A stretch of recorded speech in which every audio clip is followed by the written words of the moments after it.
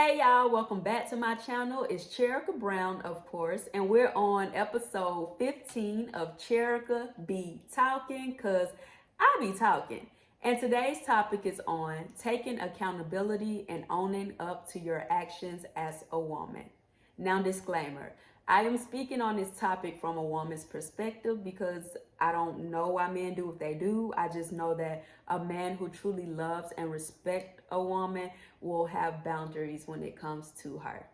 Now, I learned lessons on accountability at a very young age because whenever I would do bad or wrong, my parents would literally make me sit in my consequences, whether it was my first offense or not.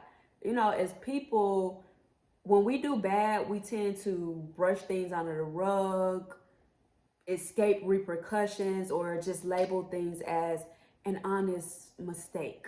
But that's not realistic because for every action, there's an equal and opposite reaction, and everything done in the dark always come to the light. Now, to me, an honest mistake is me scuffing someone's shoes after tripping over their feet. Whereas a bad choice is when you make a conscious decision to do something for your own selfish gain, whatever that may be, you know. It could be a risk you're willing to take to reap a reward, breaking a law, or simply doing something that you wouldn't want anyone else to find out.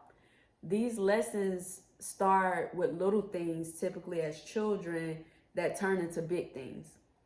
For example, I'll give y'all an example. I can remember when I was young, I don't know how old I was, but my grandmother, she took me to the store and bought me a Simply Orange. You know, the big Simply Orange that come in a container or whatever. I don't know how many ounces or whatever it is. And I drank out of the container in front of my mom.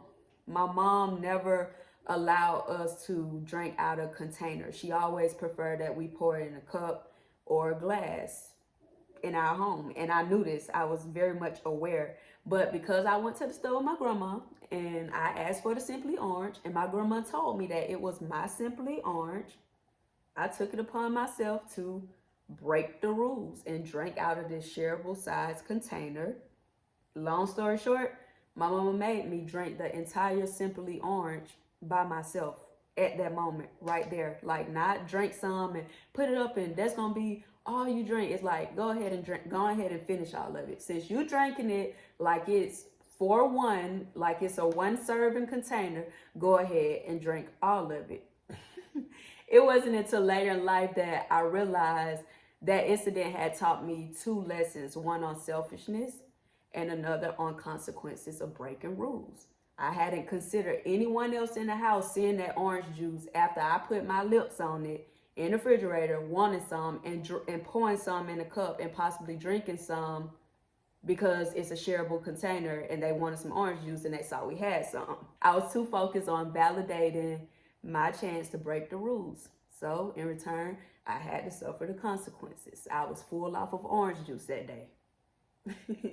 Now, I can recall another incident where I stuck my finger in a pot of mashed potatoes. I was trying to be slick while my mama was cooking. She turned her back like she at the sink, probably washing out something or cleaning the chicken that was going with the mashed potatoes. So it's smelling good, you know. So I walk over to the pot, I'm looking, making sure the coast's clear. I stuck my little finger in it, ate the little mashed potatoes, walked off, and then my mom, she come back to the pot to stir it, and she like, who been in my mashed potatoes? I mean, I'm young. I ain't know to stir the pot so that she couldn't see my finger or whatever. So the evidence is there. I can't lie. So I'm like, oh, and she like, you stuck your finger in my mashed potatoes. So guess what? You eating mashed potatoes for dinner and nothing else.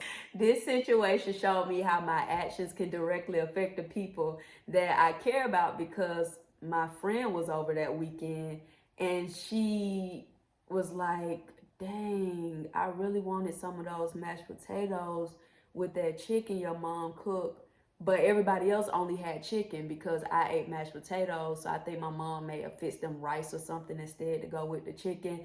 And the disappointment was written all over her face. I felt so bad.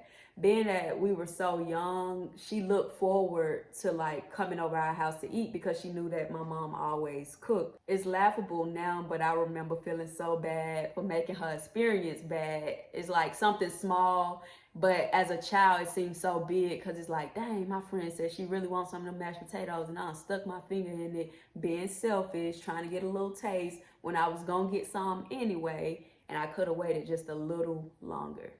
I say all of this to say I'm still far from perfect, but I had to go through those small situations to mold and shape me into the woman that I am today. As we transition from kids to adulthood, these same lessons are applicable in our everyday lives and in different situations. Now, this video is about accountability as a woman, and I wanted to touch on accountability when it comes to dealing with male counterparts. So, both men and women have codes when it comes to boundaries, girl codes, guy codes, and just simple respect. As a woman, when it comes to men, I understand my power and influence. I know that a man can only go as far as I allow, and a dog is willing to go as far as he can. So I always hold myself accountable for the choices I make. I mean, where I'm from, women don't mess with other women's men unless they know how to fight and are okay with getting beat up. That's just me being real and honest and transparent with y'all. Men almost never mess with their homie's girl unless it's already been established that she's fair game and for everybody, or his homie's a snake and he gets down and dirty like that and he down for whatever. So that's just what I know, where I come from. It might be different wherever y'all come from, wherever y'all grew up at, and whoever raised y'all. With the basic girl code, I don't even look a dude's way who had any sort of dealings with a friend or quote unquote friend of mine. Typically, a woman with any type of decency look at all taken men or men who they are uncertain of his relation to a specific woman, especially a friend, as off limits unless she consults the woman who she considers a friend. Some people weird like that, where they'll consult a person they know that their friend was in a strong relationship with. Me, I would just look at it like it's a billion men in the world. Why must I talk to him if you already done been through him? You know, to each his own. You would think the obvious goes without saying, but I guess the codes were created for those who lack common sense, self-awareness, self-control, and need everything spelled out, or are simply selfish. A woman's intuition almost always never lie. We know when something is and when something isn't. We get that, we get a gut feeling when something just seems off or it doesn't feel right. However, I've noticed that women who aren't used to being held accountable are typically liars who don't like to face the truth, even if it's right in their face. They do things like play dumb, act a little confused, and they even go as far as lying to themselves. They will slime anybody out and they don't expect consequences. They take a whole lot to the grave, but if anything hits the fan, they expect to only get a slap on the wrist for any and everything they do. They don't do things like tell the truth or go to an honest friend who will keep it real and raw with them, or take full responsibility for what they do.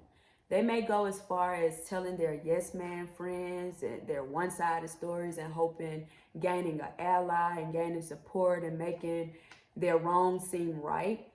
They have no remorse because they are simply all for self. As women, when it comes to men, we tend to know when and if we're willing to go all the way with them. The beauty of being a woman is having the power and control to determine how we will allow a consensual situation to go. For that reason, that's why I always say it's important to establish boundaries. And I'll give you an example.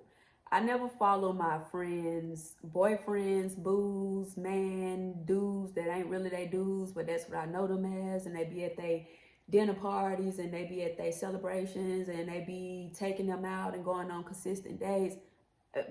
I don't follow them on social media, okay? Whatever they may be. Even if they follow me first, unless we all like a big, you know how you be a big friend group and you might have known him before you knew her, or, we all just tight and cool like that. Unless it's just like a friend group, we all hang out. I really don't too much follow my friends, dudes, or affiliates on social media. And I'll tell you why. For one, it's just their boyfriend, guy friend, a guy that's their friend. It's not their husband. And for two, he's not my man, and there's only so much for us to socialize about. What we're gonna do? Keep DMing about my friend, like talking about her, planning her stuff. We only need to plan her birthday if it's a surprise or some one time a year. So it's only so much socializing we really honestly need to be doing. I know a follow back to a man is like an agreement, especially when you don't know him. It screams, "Hey, the door is open," or "Hey, my DM is open."